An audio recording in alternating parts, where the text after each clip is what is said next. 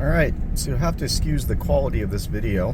I couldn't drive my normal vehicle down here for obvious reasons. So I'm in a higher clearance work truck. So, another day and more flooding. You might think a hurricane came through, but no, that's not the case. What came through is a HOA development. And ever since they started here, we have to deal with this. And again, oh wow, that's pretty deep.